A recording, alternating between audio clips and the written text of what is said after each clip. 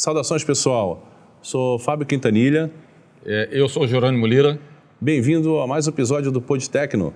E nesse episódio, falaremos aqui de inteligência artificial e machine learning com um grande amigo aí, um profissional grande experiente nesse assunto, consultor, Leonardo Rocha. Tudo bom, Leonardo? Tudo bem, você? E aí, Leonardo, beleza? Tudo. Tudo jóia.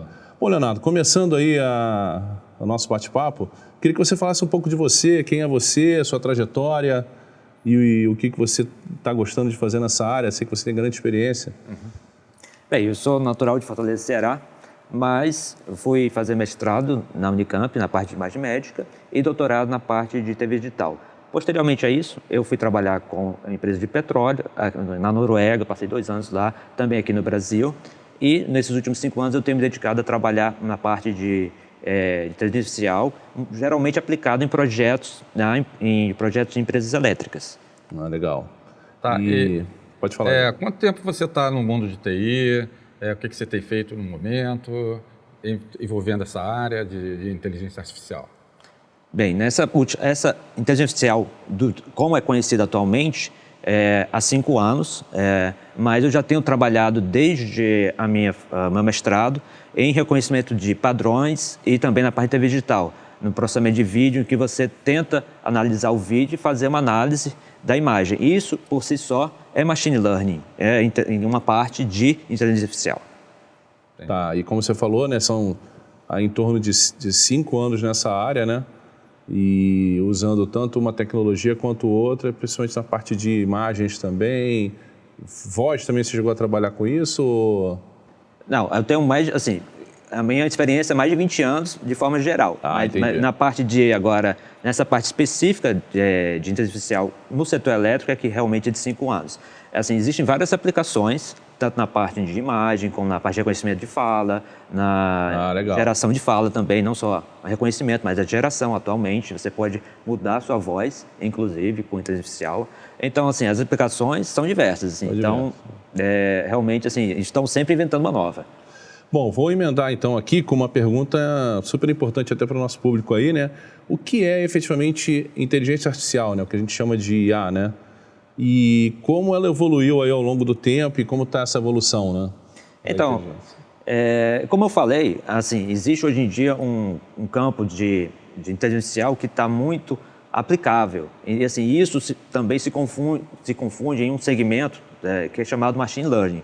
Mas a inteligência artificial, assim, ela data da década de 70, assim, já existe há muito tempo. A questão é que hoje em dia está muito em voga porque realmente conseguiu um salto quântico, assim por dizer, em termos de resultados nos últimos 10 anos, principalmente na parte de processamento de imagem. Foi a primeira aplicação que teve uma performance superior ao ser humano e por isso realmente as aplicações começaram a surgir, digamos, de forma mais assim, frequente atualmente. Inclusive, outro motivo também foi a melhoria do hardware, né, digamos, que hoje em dia é capaz de processar a quantidade necessária para tornar o resultado assim, quase do nível do ser humano. Então, acho que viabilizou muito, né, o crescimento do hardware nesse período aí. É por isso que está tão popular a inteligência artificial, né, com maior poder de processamento, né?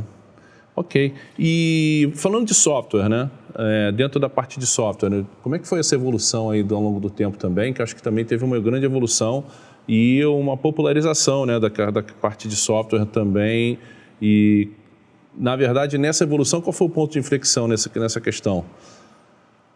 Bem, assim, antigamente, geralmente, esse tipo de aplicações de pesquisa estava muito contido em universidades. Assim, existiam, claro, pacotes, por exemplo, MATLAB, de rede neural e alguns softwares que eram vendidos comercialmente, mas, assim, boa parte do software era desenvolvido era praticamente científico. Mas, assim, teve um ponto de inflexão, que foi um modelo justamente de reconhecimento de imagem, que foi o AlexNet, que foi o primeiro modelo que realmente teve um resultado expressivo, que chegou ao nível de performance humana, e com isso as pessoas começaram a desenvolver, as pessoas e também as empresas começaram a desenvolver pacotes de software. Então, pacotes que estavam assim, incipientes, começaram a ter uma maturidade. Começou a melhorar. Isso, e foram então desenvolvidos junto com a comunidade. Não foi só, por exemplo, o TensorFlow foi desenvolvido com a comunidade, teve muita contribuição de comunidades. o Scikit-learn também. Então, foram pacotes que foram tendo ajuda também dos próprios usuários, dos próprios cientistas. Então, assim, claro que chegou uma fase de amadurecimento, que eles começaram a fazer versões, por exemplo, TensorFlow 2.0, que começou a resolver umas certas inconsistências, começou realmente a parar as arestas. Mas... entendi. Então é isso. Hoje cloud é quase que mandatório, né? E aí, como é que é o serviço em nuvem com relação aos softwares de IA e hardware, etc. e tal, tudo envolvendo essa área de IA, como é que está? Então, geralmente os serviços hoje em dia na nuvem de IA já aproveitam todos esses pacotes já pré-instalados. Então, a pessoa nem tem muita preocupação do ter o conhecimento da instalação. Eles já facilitam essa parte. A questão é quando, às vezes, você precisa de alguma coisa muito específica. Mas, assim, o grande benefício de você fazer a computação na nuvem hoje em dia é o custo computacional, porque ainda assim, como eu falei, precisava de um equipamento dedicado, e para isso você precisa ter uma placa gráfica com processamento maciço. Geralmente você consegue usar isso de forma mais econômica na nuvem. Aí tem outra preocupação também, que eu vou discorrer posteriormente, que é a parte, digamos, de organizar todo o processo. Assim, porque você fazer o modelo é um processo muito interativo, você precisa testar muitas coisas. Então, foram também desenvolvidos pacotes que permitem essa iteração de forma mais rápida. E na nuvem é bom porque tem a escalabilidade do hardware, né? Você consegue escalar, quer dizer, escala quando necessário e você consegue reduzir também a configuração quando você não está usando tanto aquele recurso. Isso deve influenciar bastante, né? Sim, sim. Inclusive influencia nos preços, né? Porque você quer, ao mesmo tempo, prover uma qualidade de serviço, né? Você tem disponibilidade, mas você também tem um custo atrelado a isso. Então, você tem que... Isso aí, se você tem um equipamento, on-premise, quer dizer, que é local, você tem um custo fixo ali, preso. A escalabilidade é muito pouca. Se você tem um serviço na nuvem, você tem esses benefícios da escalabilidade, como você mencionou. Verdade. Legal. E na questão de educação? Na questão da educação, bem, eu acho que... no sentido dele prover... Sei lá, onde o pessoal aprende, sim. Onde é que se aplica na educação como um todo? A aplicação geralmente vem assim, o aprendizado de machine learning hoje em dia é muito fácil, assim, porque está muito prático. Essas ferramentas estão muito desenvolvidas, então existem sites dedicados, inclusive, para a educação, fast.ai, por exemplo, tem sites de curso, Coursera, também com currículos lá de machine learning. A própria Google, né? A própria Google. Então, assim, existe muito vídeo na internet. Hoje em dia é possível você eliminar o degrau de aprendizado de forma muito rápida, assim, e você já ir para a prática. A questão é que existe realmente um embasamento matemático necessário para você ir mais fundo, e aí você precisa de saber muita matemática, muito álgebra linear, muita probabilidade. Isso aí é, de fato, necessário quando você chega num nível um pouco mais profissional. Perfeito. E, assim, dentro desse processo, eu vou aproveitar essa pergunta ainda, esse processo educacional, por exemplo, dependendo da matemática, eu vi um profissional uma vez falando que, não, na verdade, IA é puramente modelo matemático. Isso é verdade ou, na verdade, não tem outros componentes dentro desse processo? Não, a inteligência artificial, na verdade, ela vem, assim, historicamente, mais da filosofia. Existe etimologia, ontologia, várias outras técnicas que tentaram organizar o conhecimento.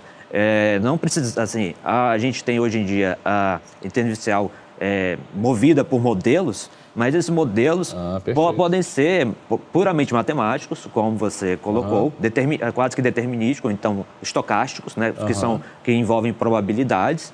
E dentro desse campo de probabilidades está muito esse campo que hoje em dia se usa, que são as técnicas de rede neural, as técnicas de... Vai falar daqui a pouquinho sobre isso também, né? Isso. São várias técnicas que você pode utilizar, entendeu? Então,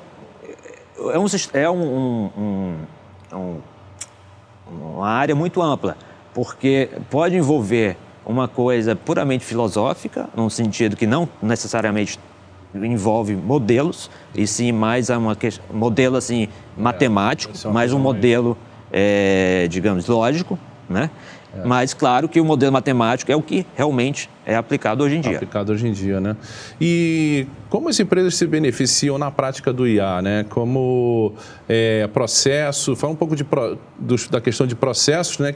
E como o IA entra nessa questão de análise dos processos e como é que ele interage com os processos hoje? Quais são os benefícios hoje que a IA para as empresas os benefícios que a IA pode estar trazendo para as empresas, né?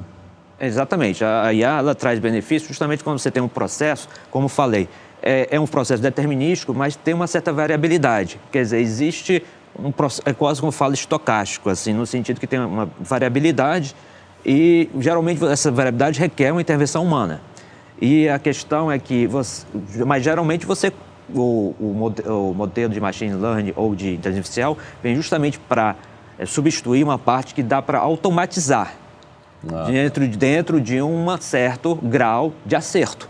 Não vai acertar tudo. Por isso que eu sempre defendo também que existe sempre a supervisão humana. A supervisão humana, inclusive, faz parte do processo de aprendizado da máquina. O ser humano precisa estar lá para criar um modelo, para evoluir o modelo, para o modelo evoluir e também na verificação de resultados, porque você não pode delegar totalmente à máquina uma coisa que tem uma taxa de erro. A não ser que você esteja satisfeito com essa taxa de erro e pronto. Deixa eu só perguntar um negócio ainda, voltando lá à questão da educação, é a curva de aprendizado. Por que eu queria falar sobre isso? Porque, assim, teve uma mudança antes de pandemia e durante a pandemia, né? E aí começou a se ter muito treinamento online, né? E aí a pergunta é que, nessa curva de aprendizado, né? Onde é que entra, quer dizer, qual é a diferença que teria, de repente, um treinamento antigamente que era ao vivo, né, ali, presencial, né, e agora com essa questão, tem muita gente fazendo treinamento aqui, né, em casa, a hora que quiser, etc. E aí, como é que... Assim, na verdade, o aprendizado de machine learning vem muito da interação da própria pessoa, é muito de laboratório. Assim, a aula de exposição, às vezes é necessária, claro, para delinear os conceitos, etc., mas sempre existe uma parte que você precisa colocar mão na massa, porque justamente o aprendizado de você, como você vai melhorar o modelo, você só aprende, assim, é muito mais fácil você aprender na prática. Como falei, hands-on, né? Hands-on, exatamente. Como tem muitos modelos, você falou, tem muitos softwares hoje em dia disponibilizados de graça, você pode simplesmente... E hoje em dia essa é a premissa desses sites. Vamos colocar mão na massa primeiro, vamos aprender a fazer os modelos simples, aí vamos depois evoluir aos poucos. Existem, inclusive, competições que permitem você ter dados como o Kaggle, então não há falta de dados, não há falta de comparação. Isso é verdade. Então, assim, você sempre tem um benchmark ali, estou fazendo melhor ou pior do que a média. Então, assim, é muito hands-on. Isso eu mesmo fiz vários desses cursos e realmente, assim, eles pedem isso, tente melhorar aqui agora um pouquinho mais, tente melhorar mais um pouquinho, entendeu? Porque isso faz parte do processo, isso já é parte do trabalho, realmente.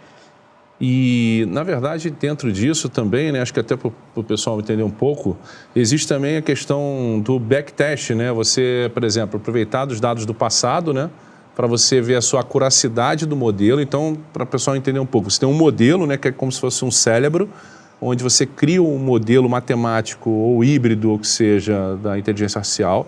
Esse modelo tem que ser treinado, ou seja, que nem uma criança que você tem que ensinar a ela, foi até um termo que você usou um dia... quando a gente trabalhou junto, que é uma criança que você tem que ensinar ela a raciocinar, entre aspas. E aí, a partir daí, você faz um movimento de backtest, né, que é pegar o passado, aplicar aquele cérebro ali no passado e ver se o resultado que ele está dando ali bate com o mundo real. E aí você tem um nível de acuracidade, né? E esse nível de acuracidade, que pode ser, eu consegui alcançar 80% do valor real do passado. Então, esse modelo começa a ser treinado e ensinado para prever o futuro, no sentido de, só para o público entender um pouco o conceito da inteligência artificial. E aí, dentro disso, né, você falou que basicamente é falar um pouco também sobre detectar anomalias em padrões anômalos, ou seja, eu queria que você falasse um pouco sobre isso em processos, né? Como isso acontece em processos e por que o IA é tão importante nesse tipo de processo anômalo, né?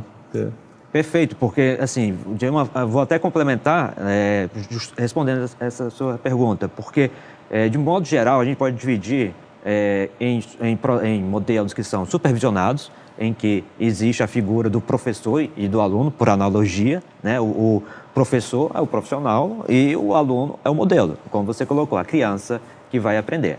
Então, imaginando como assim, o aluno, ele estuda, ou então o professor, ou então o pai, tira o ponto.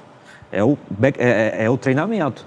Quer dizer, eu faço o estudo lá, mas eu vou verificar se eu realmente memorizei tudo, se eu aprendi tudo, e aí como eu faço minha própria validação. Quer dizer, Entendi. mas vai ter o dia da prova. Dia da prova, eu não sei quais são as questões, pode, assim, então, pode ser inclusive que caia alguma coisa diferente ali, uma combinação do que eu estudei, uma coisa um pouco fora, pode acontecer um outlier, que é uma coisa que eu não estudei, isso aqui eu não estudei. A gente tem que ter cuidado também no aprendizado de passar tudo para não cair pontos que eu não estudei, por exemplo, para que tudo que cai na prova seja estudado. Então, esses são os modelos supervisionados, né? Os não supervisionados foi por exemplo, que eu fiz na minha tese de doutorado, em que você tenta ver o conjunto de dados e ver, olha, tem uma coisa, separa em grupos e geralmente você espera 3 grupos, por exemplo, um número de grupos. Se aparece um número de grupos diferentes, opa, tem alguma coisa errada. Entendeu? Quer dizer, eu não preciso treinar, mas eu só sei que, olha, são 3 grupos aqui que tem que aparecer. E o próprio modelo já sabe identificar, tem uma inteligência ali que identifica naturalmente pela técnica. A minha técnica era transformar tudo em grafo e fazer uma pesquisa por densidade de probabilidade e conseguir identificar grupos. Agora, isso foi até utilizado em várias aplicações comerciais, junto com a Kodak, no projeto. De imagens médicas e também na detecção de fraude em hidrômetros. Entendi. Quer dizer, não, às vezes, nessa questão da Kodak, tinha um treinamento. Nessa detecção de fraude em hidrômetros, não tinha treinamento. Entendi. E aí, com essa análise, você consegue descobrir a fraude ou não. Você até tinha comentado comigo uma vez o negócio do correio americano. Tem um exemplo. Tipo de letras, etc. Isso. E tal, né? Perfeito. E aí, como é que isso funciona? Isso aí foi a grande aplicação e hoje em dia ainda é utilizado esse conjunto de teste, que é o MNIST, que é um conjunto de reconhecimento de letras justamente do CEP, justamente para você automatizar a leitura do CEP. E automatizar o processo justamente que, como eu falei, existe uma variabilidade, é tedioso, existe, assim, mas você consegue hoje em dia automatizar. Tá. Mas dentro desse esquema, por exemplo, assim, a área de perícia, tem perícia grafotécnica, seria possível você fazer uma perícia grafotécnica? Poderia, como eu falei, fazer uma análise, indicar certos pontos assim, de anomalia ou de anomalia, isso aqui está muito estranho, ou então você pode fazer uma supervisionada em que a própria pessoa, por exemplo, o perito, vai comparar. Geralmente ele compara com próprias assinaturas de uma pessoa. Porque, na verdade, na perícia grafotécnica, você tem uma questão da pressão da caneta. Pressão da caneta. Né? E o tipo de letra, com um arredondamento. Mas eu até com esse case do correio, acho que foi um pouco isso, né? Porque você pode fazer uma análise direta ali da letra e tudo bem, mas vai ter uma variabilidade nessa letra que o modelo convencional não consegue ler. E aí o IA entra exatamente com essa tecnologia de análise de imagem e aí ele consegue entender que aquilo ali é um A, que aquilo ali é um B e porque ele não se perde, né, nesse processo. Exatamente. E o que é mais interessante é que ele dá um percentual de confiabilidade. Olha, isso aqui é isso aqui, mas eu tenho 89% de confiança. Isso é muito legal, né? O projeto que a gente fez junto lá, abrindo um percentual bom, né? Então, 92. Tem o modelo que a gente criou até num projeto que nós participamos juntos, né? E a gente acabou se conhecendo lá, o percentual de confiabilidade, né, do backtest se mantém hoje no presente e no futuro. Então, a confiabilidade histórica, né, criada para o modelo aprendendo, ele continua mantendo a confiabilidade. É um negócio muito legal. Entendi. E só para... Eu tenho muito orgulho desse modelo, porque chegou numa acuracidade de 99%, uma margem muito pequena. E assim, é uma coisa que eu até mesmo me surpreendi. Eu até comentei, olha, esse modelo está muito bom. Está muito bem treinado. A gente pode depois, em outros episódios, até falar um pouco mais sobre isso. Mas... Então, pode continuar, Jerônimo. Tem bastante... Está começando a ficar bom. Na verdade, a gente está voltando naquela questão da ser ciência, né? Se computável existe, não existe, o que é belo para o IA, etc. E aí, como é que você tem que falar isso pra gente aí? Esse é papo bem Esse é filosófico. legal. É bem Esse é legal. filosófico. Esse é um papo bom. Eu espero uma certa liberdade aqui, porque de interpretação, mas assim, existem duas principais correntes hoje em dia nessa questão, que a consciência, né, ela é computável, e tem outra corrente que diz que não é computável.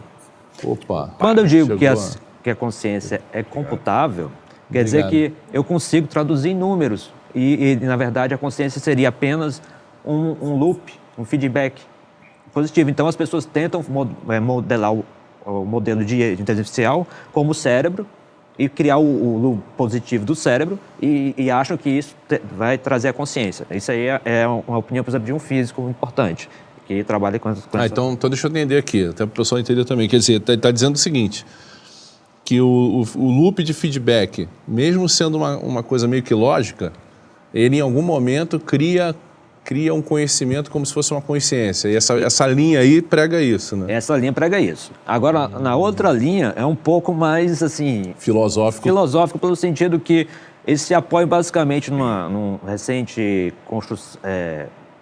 prova matemática, que a matemática, não tudo é computável pela matemática. Quer dizer, existem áreas, como você até falou, citou a beleza, a harmonia, a ética. Como é que a gente define isso? A gente pode até tentar colocar uma modelagem matemática para definir a simetria da beleza, a harmonia das oitavas. Mas aí vai ser uma coisa tendenciosa, né? Mas assim, exatamente, porque a música com oitavas é a ocidental, a oriental tem outra divisão, entendeu? Então, assim, o que é que realmente... o que é que define isso? Então, Penrose e outros... e também tem um cientista que percebeu na divisão celular que microtúbulos se organizavam, quer dizer, entendiam do sistema, tinham uma certa consciência, apesar de não ter um cérebro, estava dentro de uma célula. Como é que existe, como é que ele consegue ter ciência de como vai puxar os cromossomos para fazer a divisão celular, se... Não tem cérebro, não tem... Mas o que eles se apoiam é na física quântica, porque eles falam que, olha, na verdade existe algum cálculo, deve ter em relação quântico ali, que permite isso. E aí o nosso conhecimento de quântico, hoje em dia, é muito pobre, é muito limitado para, de fato, definir a consciência. Mas, de forma geral, eles definem, então, a consciência dentro do domínio quântico. Quer dizer, é uma coisa que... Bom, então, dentro disso aí, seria o seguinte... com o conhecimento quântico, em algum momento, conhecendo essa engenharia, né, quântica, você poderia ter ser ciência em uma IA. No sentido de que essas leis poderiam até, não se sabe se elas podem até prevalecer em cima de um processo de IA que o cara pode estar experimentando, né? E eu estava vendo também um problema que houve, né, com a questão da Google, daquelas perguntas que o cara fez ali, eu acredito que tenha... Ali eu não sei, pode ter sido uma coisa mais de marketing, mas o fato é, ele fez uma série de perguntas e a IA respondeu essas perguntas de maneira como se tivesse ser ciência. Pô, mas marketing, o cara... Eu posso elaborar um pouco mais. Fala um pouco sobre isso. Eu vi a entrevista do funcionário e o que ele refutou, que ele falou para realmente dizer que tinha consciência, na verdade, é um resultado, pode vazar uma sorte do modelo matemático ter pegado uma resposta muito criativa. Também acho. Assim, na verdade, o que acontece? A inteligência artificial vai como se fosse uma biblioteca. Aí a biblioteca vai lá procurar, o cara pergunta, ele vai na seção lá que tem. Mas aí tem lá um livro de anedotas na seção, infelizmente. Assim, colocou lá e ele respondeu uma anedota. Uma classificação errada. Ou foi um erro, ou foi uma combinação ali que sugeriu a ele que a máquina tivesse um pensamento, porque foi uma pergunta sobre religião. Eu achei que ele falou que a melhor religião era a religião dos Jedi.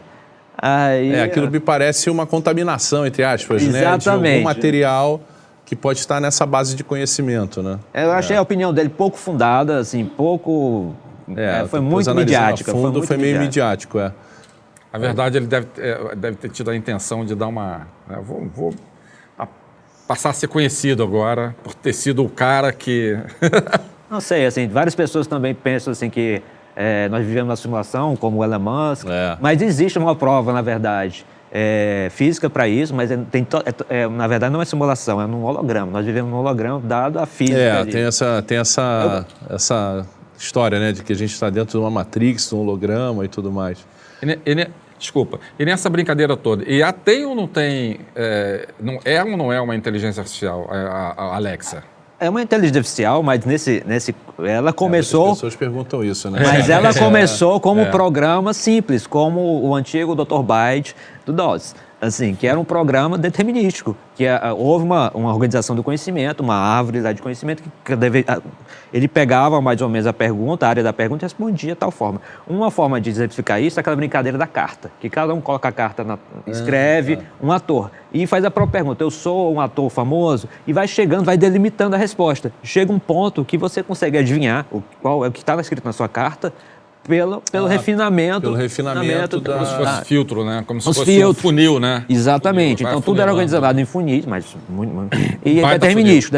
Eu estou falando disso porque a própria empresa que eu comecei a trabalhar lá em Fortaleza, a Secrel, já tinha um software desse, determinístico, não precisava de IA, de conversação. E boa parte hoje em dia das empresas ainda é determinístico. Você tem um filtro lá, categorias, e tem respostas específicas, né? Legal. Agora, claro, houve uma evolução, sim, para IA, para ter assim, um suporte, mas eu acho que é mais na reconhecimento da fala e na geração da fala do que na própria linha do conhecimento, assim, porque ainda assim... Entendi o que você está falando. Na verdade, você está falando o seguinte, que ela melhorou muito, né? Ela usa a inteligência para reconhecer a sua voz e para diferenciar a sua voz de uma voz de uma outra pessoa da casa. E barulho de fundo, às vezes tem porque você tem que treinar aqui no estúdio, muito silencioso, mas se você for gravar fora, tem barulho de fundo de carro, então a IA tem que filtrar. Mesma coisa, a aplicação é aquela do Zoom, de filtrar o fundo. Quer dizer, na verdade, isso aí era a aplicação que eu queria para o meu doutorado, que eu estava trabalhando com TV digital. A ideia era comprimir o fundo, que não faz muito sentido, e deixar a pessoa nítida. Perfeito. Existe IA para... Eu vi um papo de que a Netflix também estava com um processo de compactação, que usava IA em cima dessa compactação, e isso virou um produto para todo o mercado de audiovisual, porque o empacotamento ficou muito mais rápido você empacotar o vídeo e fazer a transmissão, entendeu? Para fazer... E isso era uma tese de doutorado que o cara criou esse produto e hoje é usado em todo... porque streaming precisa ter uma agilidade nessa transferência de pacote. Você tem alguma coisa... Você teve uma experiência disso? Sim, foi justamente essa a minha motivação. Desculpa. Não, tranquilo. Gasguei. A minha motivação do doutorado era justamente essa. Na verdade, você... separando o objeto do fundo, você consegue ter uma compressão melhor do fundo e dar mais nitidez para a pessoa, ou para o objeto. Então, assim... Na transmissão, a transmissão fica bem mais tranquila, porque você elimina o fundo e aquele pacote de bytes ou de bits, você vai eliminar aquilo ali na tua transmissão e teu pacote fica mais leve. Exatamente. Entendi. Inclusive, existe hoje um paper que consegue uma transmissão melhor. Então, a Netflix deve ter implementado a questão aqui. A pessoa ficou milionária porque criou esse código, né, que encripta de uma maneira que hoje ninguém consegue. E viabilizou várias transmissões também, parece que via Netflix, via esses canais de streaming, né? Eu vi esse negócio de Netflix, por exemplo, URA, teoricamente, dizem que tem por trás de uma URA você tem hoje, né? Antigamente não, né? Antigamente era mais, né? Sabe a URA, né? Quando você liga, que na verdade lá na empresa atendeu uma URA e essa URA vai interpretar, você quer isso, quer assado, tal, não sei o que lá, vai fazer um questionamento. Nesse processo. Também tem IA nesse processo. E também escutei um outro negócio que no WhatsApp também tem. Quando você faz esses WhatsApps... É o que ele falou, né? Nessa parte de entendimento de quem está falando, entendimento da conversação. Eu acho que a IA está muito forte nisso hoje, né? Porque se você for passar um áudio e você reconhecer certos produtos no áudio que você está falando, por exemplo, é um valor, entendeu? As empresas estão querendo isso. Você, quando está usando o WhatsApp, você está assinando um user agreement, né? Você tem um agreement lá que você dá ok e automaticamente tudo que é falado, eles podem interpretar e selecionar. Eu também soube que em casos policiais também estão usando muito isso, né? Quando eles captam todas as interações telefônicas de uma região, então você tem um volume absurdo de dados ali, né? De vozes, de pessoas conversando numa antena de celular. Então como é que você vai interceptar a ligação de uma determinada pessoa que está falando sobre o nome da pessoa que foi morta, por exemplo? Então, a polícia hoje tem um IA que analisa todas as ligações de uma antena e consegue separar pela palavra e pela suspeição ou pelo cruzamento dessas palavras as ligações que têm a ver diretamente com esse caso, né? E aí consegue elucidar os casos pelas interceptações, né? Só para não, legal também. Só um parênteses para não criar teoria de conspiração, assim, hoje em dia, assim, por mais que a gente fale e ele capte o nome do produto, hoje em dia eles são obrigados a categorizar, assim, não ser específico no produto, mas colocar numa categoria, por exemplo, automobilístico, beleza. Você não pode hoje em dia, antigamente podia, e ser específico no produto que você estava falando e estava sendo reconhecido. Hoje em dia, eles podem usar, mas para determinar qual categoria. Ah, entendi. E uma outra questão aqui, entrando na próxima pergunta também, que são as técnicas de IA, né? Então, tem várias técnicas, né? E você pode falar um pouco sobre elas, quais são as técnicas e mais ou menos como é que elas são aplicadas? Então, são diversas, variam assim de técnicas que imitam o comportamento genético, assim, o algoritmo genético, que vai através de mutação das células, vão melhorando, seleção natural, algoritmo de árvores, que nós, né, digamos assim, vão criando folhas e vão criando decisões, são árvores de decisões. Então, vamos ver se tem sempre uma pergunta, A ou B, e aí você tem uma decisão que é tomada e você é como se fosse uma decisão. Aquelas árvores binárias, N-área, etc. Baseado mais seria a árvore binária, né? Seria como se fosse uma árvore binária, né? E que são construídas e às vezes, assim, hoje em dia tem o conceito de floresta, são várias árvores. Então, assim, você tem uma coleção, inclusive o meu doutorado é floresta, ótimo, justamente, é com floresta, exatamente. Interessante. Mas o que está realmente campeão, assim, hoje em dia, são, assim, claro que esses algoritmos ainda são utilizados, são muito bons, por exemplo, os algoritmos de árvores são muito bons, os algoritmos genéticos são muito bons, são utilizados. Mas o que realmente permite um aprendizado profundo é rede neural. Rede neural, ela começou assim com tic-teco, lá nos anos 70, assim, com poucos neurônios, e com a evolução do equipamento, né, do hardware, hoje em dia tem uma profundidade, tem um número enorme de neurônios, assim, são milhões, já chega a bilhões de parâmetros, de conexões, são bilhões de conexões. Então, você vê, nossa, tudo isso, mas é quase o poder de processamento de uma mosca de fruta. Assim. Entendi. Que você diz assim, são bilhões de... só para a pessoa entender, né, rede neural, você tem uma simulação do neurônio, né? Então, você tem lá, tipo, células neuronais simulando isso, e você vai ter dentro de cada célula, me corrija se eu estiver errado, fórmulas ali de matemáticas que, aparentemente isoladas, dão um resultado aleatório, mas se treinado o modelo, ou seja, se eu entrar com um valor aqui, e uma célula faz uma conta, produz um outro valor, essa outra célula que faz uma outra conta produz um outro valor. No início, vê se até eu estou falando alguma besteira. Isso é meio sinapse? Ele simula um pouco, a sinapse, só que começa a sair valores aleatórios na outra ponta. Só que num determinado momento, começa a sair um padrão, né? Eles vão se auto-organizar. Ele começa a se auto-organizar matematicamente. E é uma coisa meio... Um exemplo é o modelo de difusão de imagem, que é muito popular hoje em dia, que você pega uma imagem com ruído e vira uma obra de arte. Quer dizer, ele pega por isso que se chama difusão, porque é uma imagem com ruído e começa a se organizar na tentativa e erro, e vai justamente, esses sinais vão se propagando até formar a imagem que você quer. Hoje em dia, um modelo muito comum e até disponibilizado de graça é o modelo de difusão para você criar arte, né? Você digita o que você quer e aparece a arte lá. Entendi. Mas é um pensamento, é um modelo profundo. Isso envolve, inclusive, redes neurais, mas também um outro modelo, assim, outros também usam transformers, né, que também é outra técnica. Assim, tem uma outra técnica chamada... Sempre, e tem técnicas de processamento de fala. Então, assim, todo dia não, mas vamos assim, quase todo semestre sai uma técnica nova, que melhora ou então dá um novo foco à anterior. Hoje em dia, essa que está dos Transformers está sendo a principal. Agora, qual é o país que está mais avançado nessa brincadeira? China, a gente sabe que tem lá, pelo menos, né, se falou muito com relação a reconhecimento de face, que tem umas câmeras no meio da rua que vai filmando, vai reconhecendo as pessoas, etc. e tal. Mas, assim, pode até ser o caso da China, mas quem é que está mais avançado nessa brincadeira? Bem, tem ideia? Não, os Estados Unidos, ele importa gênios. Então, assim, apesar de ter nas universidades americanas, eu estava lá, tem muitos estrangeiros. Eu fiz um doutorado de sanduíche lá na Universidade da Califórnia, em Santa Bárbara, e eu era outro estrangeiro lá, entendeu? Mas, assim, tem muitos estrangeiros. Então, assim, eles realmente ficam roubando cérebros do mundo todo. E, realmente, a China está uma fábrica disso, assim, principalmente nessa parte de IA. Legal. O número realmente de pesquisadores chineses é grande. Agora, toda essa pesquisa é financiada pelos Estados Unidos, internamente. Então, assim...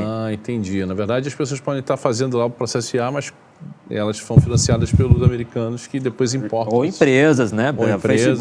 A Facebook, a Google, a OpenAI. Legal. Então, quem tem essas empresas são os Estados Unidos. Então, as principais empresas na área estão nos Estados Unidos. Assim, realmente existe uma preocupação do governo chinês em aplicar a inteligência artificial para reconhecimento, justamente existe, mas para a política deles. É uma coisa que ele tem um uso lá. Assim, quer dizer, a inteligência artificial pode ser utilizada tanto para vários objetivos. Também de controle, vigilância e controle. Vigilância. E me diz uma coisa, eu vi uma aplicação de IA, duas aplicações, né? A primeira que a aplicação conseguia descobrir os inadimplentes pessoas que vão ficar inadimplentes daqui a 2 meses. Então ele conseguia produzir uma lista de pessoas que provavelmente, potencialmente, iam ficar inadimplentes no pagamento de uma conta. Uhum. E, cara, é incrível como é que a curacidade do modelo era de 70%, 80% da lista batia.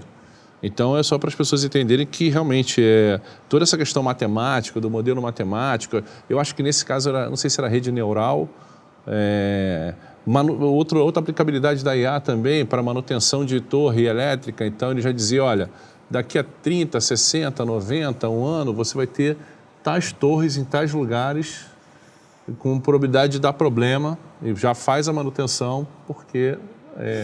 Então, assim, a aplicabilidade do IA, ela transcende aí... Hoje é muito usado para voz, muito usado para... basicamente voz e imagem, mas ele tem uma aplicabilidade absurda em outras áreas, né? Geralmente, justamente, o que você falou é justamente reconhecimento de padrões. Geralmente, quando você tenta fazer, assim, machine learning, existem técnicas de reconhecimento de padrões clássicas que não precisam de rede neural, assim, e são totalmente estocásticas, como eu falei no início.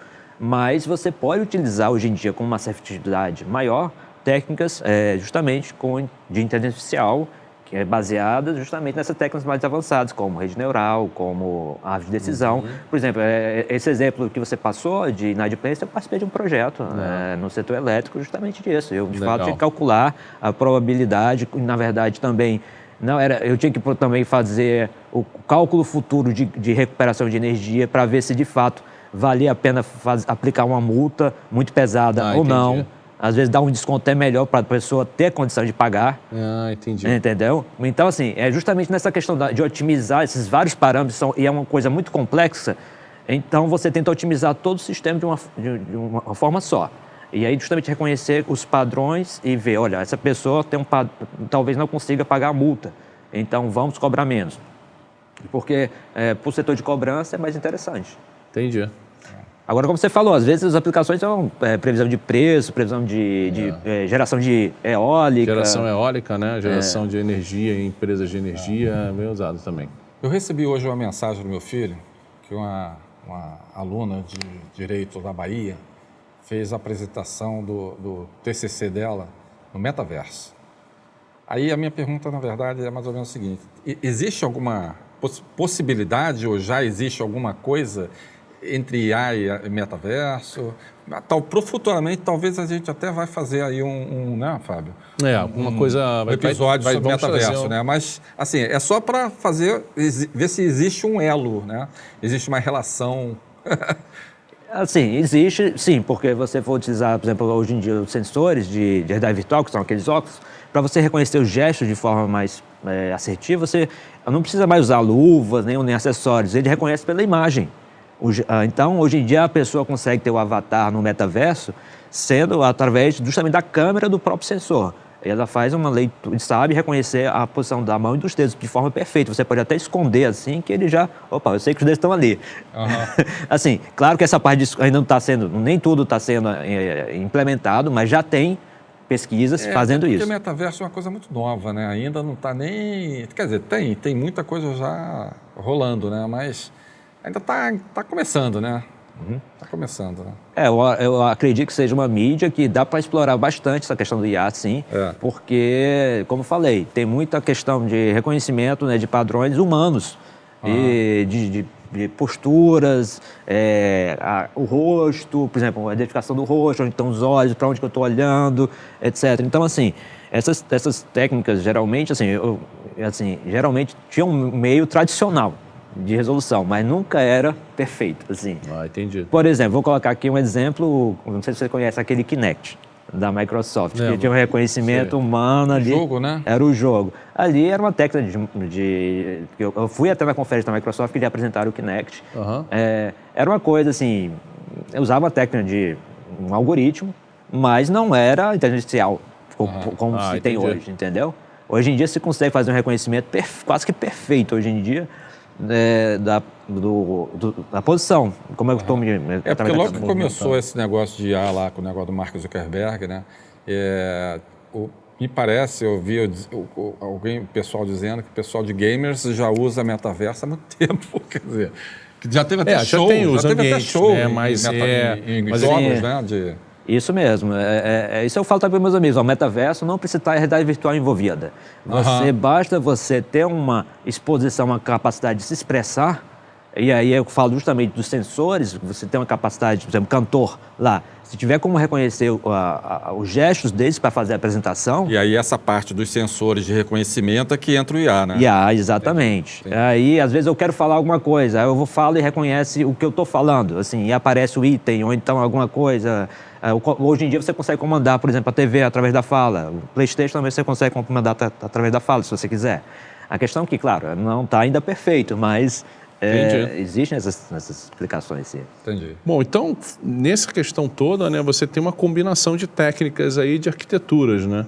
E você pode usar tanto os modelos isoladamente, quanto os modelos, né, conjuntos. Aí me explica um pouco sobre isso. Na verdade, há essa possibilidade... E como é que fica essa questão da arquitetura, né? Você consegue combinar isso? Como é que seria isso? Hoje em dia essa é a preocupação e a vertente principal da indústria, que é o que o pessoal chama de MLOps, que é você juntar, justamente, como orquestrar todas essas aplicações de forma conjunta e de forma também desenvolver um modelo e melhorar o modelo sem parar o serviço de forma contínua. Então, hoje em dia existem ferramentas na nuvem justamente que permitem esse desenvolvimento contínuo, principalmente para quem é desenvolvedor. Assim, você que às vezes quer melhorar o modelo, você não tem que desligar. Você desenvolve e você consegue fazer o deployment, né, digamos assim, deixar ele ao vivo, né, de forma transparente ali. Também existe, por exemplo, alarme, se existe algum problema no modelo, deu alguma falha, e assim, você recebe um e-mail, olha, está tendo um problema aqui, vamos consertar alguma coisa, tem algum problema no dado, que é o data drift, ou tem algum problema no modelo, que é o model drift. Então, ele consegue identificar esse tipo de problema. Entendi. E aí você... como é que, no caso do MLOps, ele funciona como DevOps, ou seja, você tem... Como é que funciona a questão de versionamento desses modelos e... Eu poderia, por exemplo, trabalhar com uma versão agora e voltar a uma versão anterior, uma versão com pandemia, sem pandemia. Como é que funciona esse... Exatamente. É justamente como eu falei, porque isso é importante justamente pelo que eu falei, de model drift, data drift, que às vezes você tem uma coisa que muda o comportamento das pessoas e você tem que atualizar o modelo, que no caso é o model drift. Às vezes é um dado, que houve o dado em si, houve também um aumento de preços repentino, e você tem que retreinar para um patamar diferente de preço. Então, assim, é aquele negócio, o aluno tem que fazer atualizações também, no sentido, não é para de estudar. E você precisa de um processo que você precisa orquestrar isso o versionamento, por exemplo. Existem ferramentas específicas de versionamento para modelo, porque o modelo que a gente tem de DevOps é muito orientado para o código. Isso. Mas o desenvolvimento do Machine Learning geralmente é feito em notebook ou então em outras plataformas que requer versionamento de biblioteca, versionamento de modelo. Então, assim, a complexidade é um pouco maior. Então, tem ferramentas mais específicas para isso.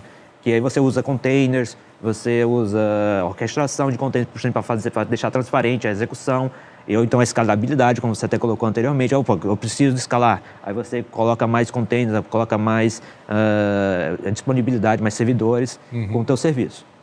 Tá. Bom. E o que você vê de as tendências futuras? Vou fazer Aí, como se fosse um tarólogo. Bem, é difícil. Aí eu precisaria de um próprio modelo aí, né? Brincando aí, porque, como falei, é uma área que tem uma novidade, eu tenho que estudar todo dia eu recebo, assim, estou verificando o que está acontecendo.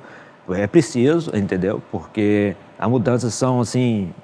Atualização nessa área é mandatória, né? Assim, o que existe de tendência hoje em dia, o que está se seguindo é reconhecimento, assim, de atividades. Você conseguir delegar para um robô pegar um copo d'água, mas, assim, ele vai ter que andar, se levantar, vai ter que desviar de pessoas. Quer dizer, aí tem questões éticas. Posso chegar e pisar no gato? Não, não pode pisar no gato. Entendeu? Aí tem as questões éticas na AI, está sendo muito questionado, que é justamente essas questões. Por exemplo, a automação de veículos, né? Envolve isso também, porque, como é que eu vou simular batidas? Então, a Tesla criou um modelo artificial para treinar batidas, porque você não pode treinar batidas na vida real. Entendeu? Então, ela precisa treinar batidas. Então, então tem toda uma complexidade aí do meio onde a IA vai entrar e toda a parte ética, jurídica e tudo mais. Isso mesmo.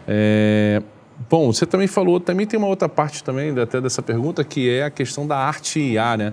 Eu vi as pessoas agora têm uma febre na internet de um site que a pessoa bota lá o texto e aí produz uma arte, né?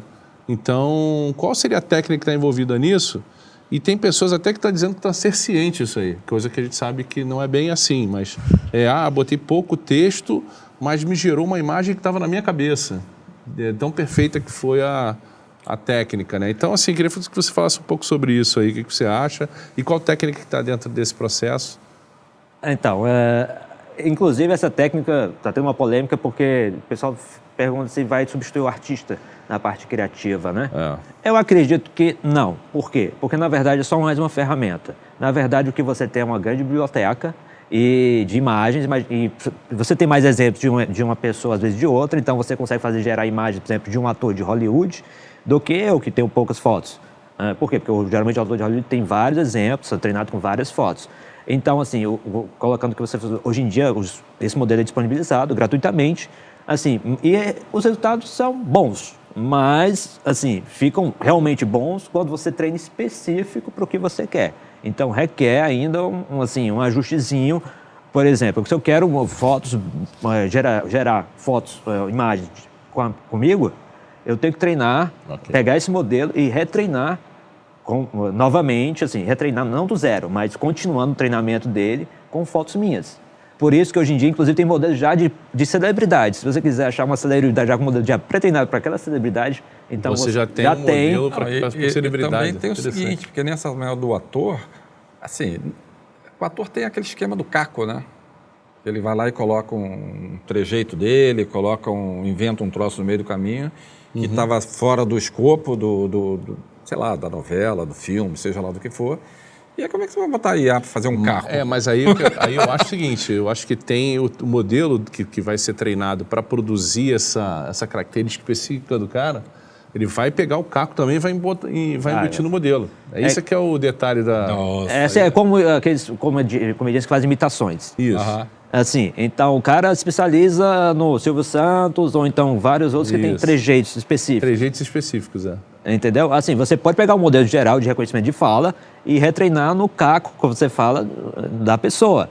E aí vai começar a pegar os trejeitos específicos e vai escolher as palavras que ela geralmente usa, o modelo vai escolher as que ela usa mais, porque às vezes uma pessoa prefere usar um conjunto de palavras, por exemplo. Então o modelo vai aprender qual é o conjunto de palavras que aquela pessoa prefere usar. Tem hábito de usar.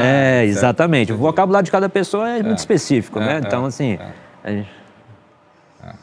Beleza. E, bom, então acho que a gente, resumindo aqui, né, pegando todos os pontos que a gente conversou, acho que, na minha visão, né, o IA vai ser um processo que vai realmente revolucionar aí, tanto empresas quanto toda a parte de entretenimento. Eu acredito que entretenimento, então, vai ser uma coisa muito utilizada. E processos, eu acho que processos, ele vai... Aí, mais uma pergunta interessante. Você acha que vai substituir o ser humano em tarefas repetitivas e isso pode gerar algum problema Tarefa social repetitiva, né? daqui a um tempo? Ou não, essas pessoas podem ser realocadas em tarefas mais nobres e automaticamente até retroalimentado dentro da própria IA, né? Que é uma coisa que a IA vai precisar também de profissionais para exatamente produzir os modelos, né? Eu não tenho muito a dizer porque eu concordo com a tua opinião, assim, mas eu acho que IA vai virar um substrato, assim, as pessoas vão achar isso tão comum como hoje em dia utilizam o iPhone, que antigamente, na minha época, ter um mini computador no bolso era uma coisa de luxo, uma coisa que eu nem imaginava. Hoje em dia, a geração que nasce hoje em dia está acostumada a ter alta resolução numa tela, coisa que antigamente adoraria ter uma resolução dessa no meu primeiro computador, em que eu via todos os pixels. É verdade, evoluiu muito, né? Muito provavelmente a Siri, por exemplo, ou todas essas secretárias, né, virtuais, eu acredito que a coisa vai começar a ficar bastante evoluída. Eu vi uma apresentação da Google algum tempo atrás e da Microsoft, em que ela já começaria a atuar como efetivamente uma secretária virtual, marcando voos, e uma IA conversando com outra IA e trocando informações de maneira autônoma para marcação de voos, para agendas de executivos, então... E você não pode desconsiderar o I.O., a inteligência original, que somos nós, né? A gente vai aprender a lidar com IA. No final, você vai aprender, assim, vai entender quais são as limitações da IA, você vai falar de um jeito que a IA entende, porque não existe ser mais adaptável que o ser humano. Assim, pelo menos, assim, a gente se adaptou a diversos climas, diversas culturas, então, assim, eu acho que a inteligência artificial vai coexistir, mas assim, como substrato. E o ser humano, como a gente hoje em dia utiliza teclado, hoje em dia aprendeu a digitar um teclado muito pequenininho. Então, a gente vai aprender... Vai se adaptar. E aí você acha também que a IA vai se adaptar também de maneira autônoma? Ou, por exemplo, existe uma possibilidade de uma adaptação da inteligência artificial de maneira autônoma em alguma situação específica? Exemplo, o modelo aprende. O modelo aprende lá normalmente, mas ele vai aprender de maneira... tem algum modelo dinâmico, vamos chamar assim? Existe uma novidade recente, super quente, aí, saindo do forno, que é da Google, que usou inteligência artificial para melhorar os cálculos da inteligência artificial. É isso que eu ia falar, a inteligência artificial aprendendo com outra inteligência artificial. Exatamente, então é um modelo, como você colocou, realimentando a Alpha Tensor. Quer dizer, são algoritmos de multiplicação de matriz que a gente sabe multiplicar matriz até 4, assim, o jeito original, linha, coluna. Esse aí é o mais idiota, mas existe modelos, assim, existem contas otimizadas que você pode fazer com menos operações. Aí o modelo aprende, inclusive superou alguns algoritmos humanos. Assim, conseguia fazer com 47, o cara fez com 40, a inteligência fez com 45 operações. Entendeu? Entendi. Então, assim, isso realmente dá um ganho de processamento. Aí, e tudo isso vem também com custo, então vai barateando a IA, vai tornando cada vez mais comum. Existe também, hoje em dia, uma empresa que está usando processo analógico para fazer conta através de resistores, varistores. Em vez de fazer a multiplicação de matriz digital, faz a multiplicação de matriz de forma analógica, de forma que o consumo do chip é muito menor. Então, assim, você hoje vai ter uma capacidade de colocar IA em tudo. Em tudo. Vai ser o novo microprocessador do teu relógio. Entendi. Vai ser uma IA embutida dentro do microprocessador. Isso é uma evolução, cara. Bom, Jerônimo, eu acho que é isso. Tem mais alguma coisa? Não. Aprendi muito já. Pô, muita coisa. Foi uma aula. Quer falar mais alguma coisa? Também fica à vontade. As considerações aí finais, fica à vontade. Muito obrigado por você estar presente conosco aí. Assim, é uma área... Quer deixar teu Instagram, teu Facebook? Exatamente, seu Facebook, e-mail, seu contato.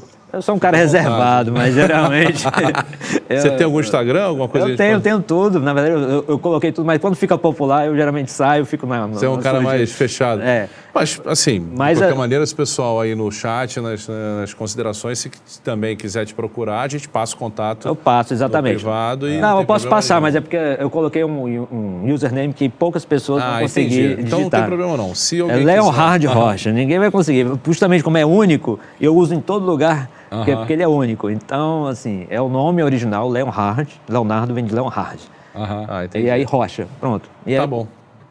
Tá certo, então. Pô, Então, obrigado cara, aí pela presença. Né? Obrigado. E de repente você volta aí com a evolução da IA, a gente volta a fazer mais um episódio sobre isso, que eu acho que é bem interessante aí, o público vai gostar muito.